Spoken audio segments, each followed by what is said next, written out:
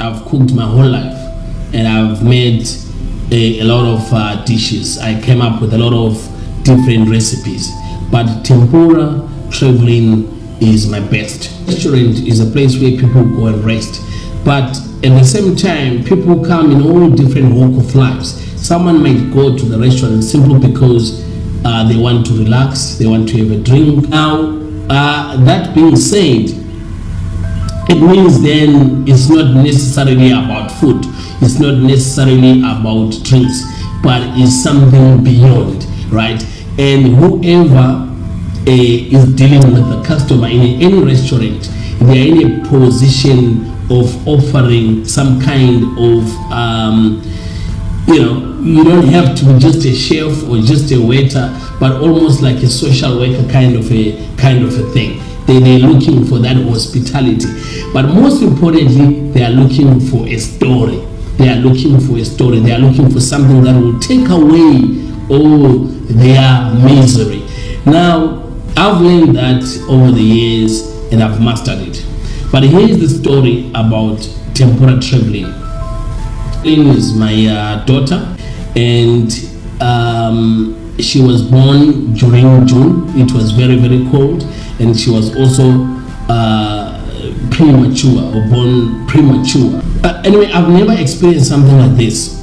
The doctor comes in through the passage and say, "Your name Trevor?" So I say, "Yes, my name is Trevor."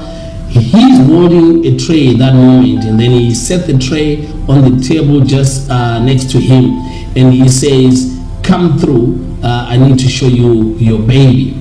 So I went. Now, when I was going, I was actually thinking we're going inside the room so that the doctor can show me the baby, which I didn't know the baby was actually what was on the tray. It didn't seem like a baby, it didn't seem like a human being, and it was covered with some kind of a cloth. The cloth was almost like a linen cervix. It was very, very tiny, right? And they said, "Here is a baby." I was surprised that a baby can be that small. And then he opened it. So I saw the baby. I've never felt so glorified in my soul. I was at awe. I freezed for some time for many reasons. Firstly, because it was really, really small. Secondly, very beautiful. But I couldn't hold the baby because it was so tiny. I didn't know where was the heart, where was the pancreas, where was this. I didn't know if I would harm the baby in any way. But that was the most beautiful moment in my life. So from there, that's when the load shedding started. So incubators were not working. And because it was premature, it had to be inside the incubator, and the incubator needs electricity in order for it to work.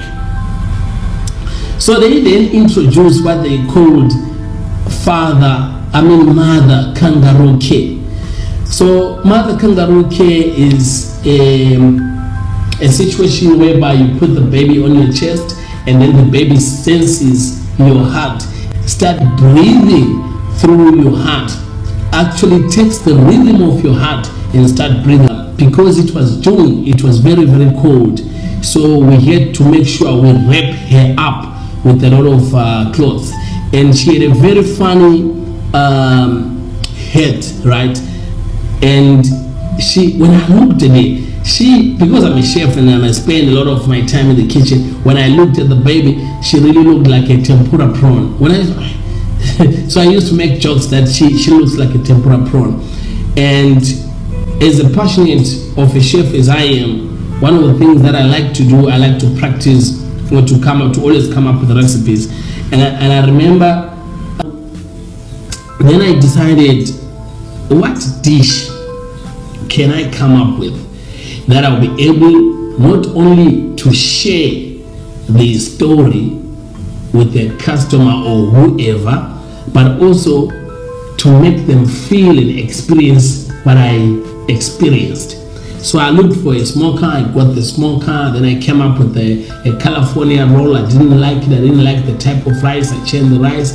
I didn't like the crumbs, I changed the crumbs. I didn't like a lot of things. So it's a dish that took me time. Working on this dish really took me some time. And finally, I was happy. It is the most beautiful dish that I ever came up with. So I wanted to put not just the dish, not just the taste of it, but also the theater side of it. So the smoke was going to give that wow factor. The experience that I had with the doctor just brought the baby. I didn't really know or knew what it was, because I thought that I was still going to go inside the room. So that is the experience. So when it comes in, you won't know what it is. And then when I open it, only when I open, and then this beautiful, delicate dish will reveal itself in front of you, and that's where the power of it or the power lies with this dish. It is really a beautiful dish.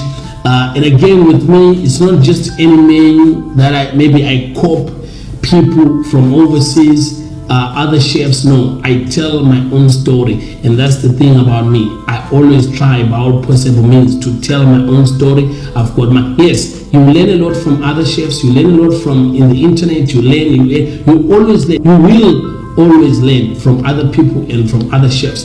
But the most important thing is to have your own story to tell, because no one can duplicate your story. No one experienced this experience the way that I did.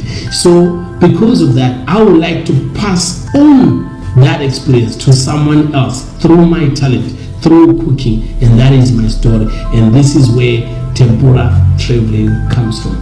Thank you for watching. I hope it touches you somewhere, somehow, and I hope that if you're a chef, don't be discouraged in coming up the dishes that touches the world, that touches other people. Come up with your own dishes, come up with your own recipes. In that way, that's when you become unique, and that's where you are most powerful. Thank you so much for watching.